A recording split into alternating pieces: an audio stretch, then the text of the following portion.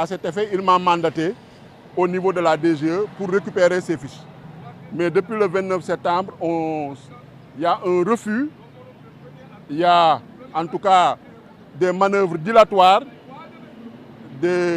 en tout cas des manœuvres de collusion, de manœuvres de rébellion contre le candidat Ousmane Sonko pour éviter de lui remettre des fiches de parrainage et qu'il puisse collecter des parrainages comme tous les autres candidats à la candidature.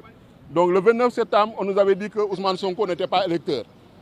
On a intenté un recours en contentieux d'inscription sur les listes électorales devant le tribunal d'instance de Ziguinchor. Le 12 octobre, le président du tribunal d'instance de Ziguinchor a rendu son ordonnance et a demandé l'annulation de la radiation des listes électorales d'Ousmane Sonko. Il a demandé la réintégration d'Ousmane Sonko sur les listes électorales et sur le fichier électoral. Et depuis ce 12 octobre, nous sommes revenus ici à la DGE le 19 et le 20 octobre pour signifier cette décision à la DGE. Et la DGE refuse de s'exécuter, refuse d'exécuter une décision de justice.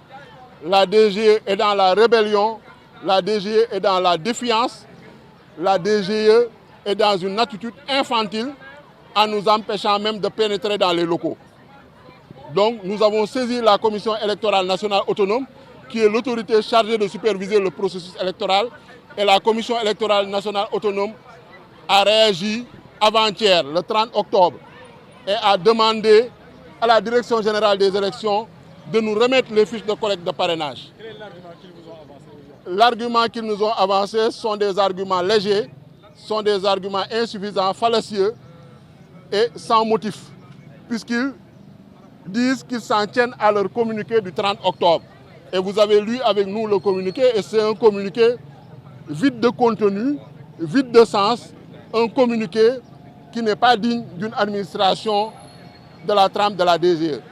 Aujourd'hui, quand même, on se félicite qu'on nous ait laissé rentrer et on a été reçu par le directeur des opérations électorales qui a répondu, après que je lui ai présenté les motifs, l'objet de ma visite, qu'il s'en tient au communiqué du directeur général des élections. Mais nous pensons que ce communiqué-là, en tout cas, est une preuve que la DGE est en collusion avec le régime APR Benno Bokk Yakaar.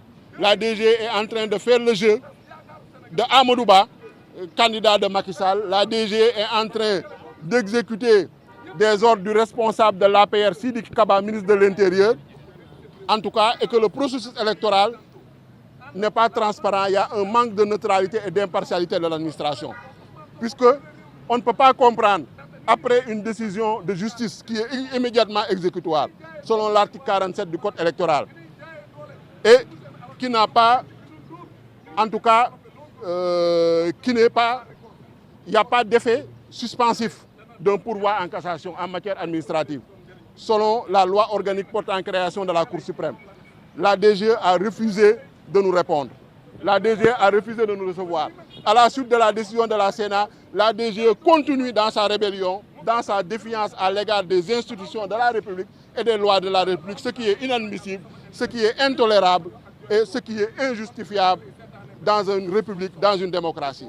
Maintenant, nous allons mener le combat politique, le combat judiciaire et sur tous les plans pour que Ousmane Sonko recouvre ses droits de Sénégalais, de citoyens sénégalais, d'électeurs, et qui est éligible et qui veut être candidat, puisqu'il a toutes les chances de remporter l'élection présidentielle du 25 février 2024 et reste le candidat de la coalition Sonko président 2024. Donc, nous avons saisi la Sénat pour qu'elle se substitue à la Direction générale des élections. Nous avons demandé également que la DAF fasse son travail de réintégrer Ousmane Sonko dans le fichier électoral en rapport avec la DGE.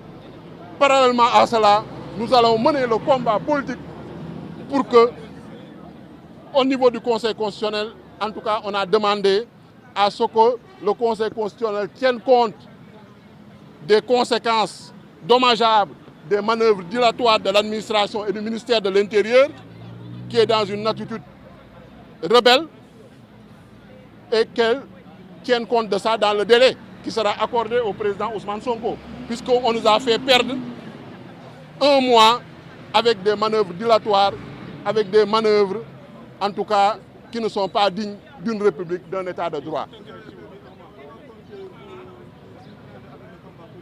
Les militants sont prêts et déterminés et engagés à parrainer le candidat Ousmane Sonko. Les populations sénégalaises sont prêtes et partout où vous allez sur le terrain, ils n'attendent que nous.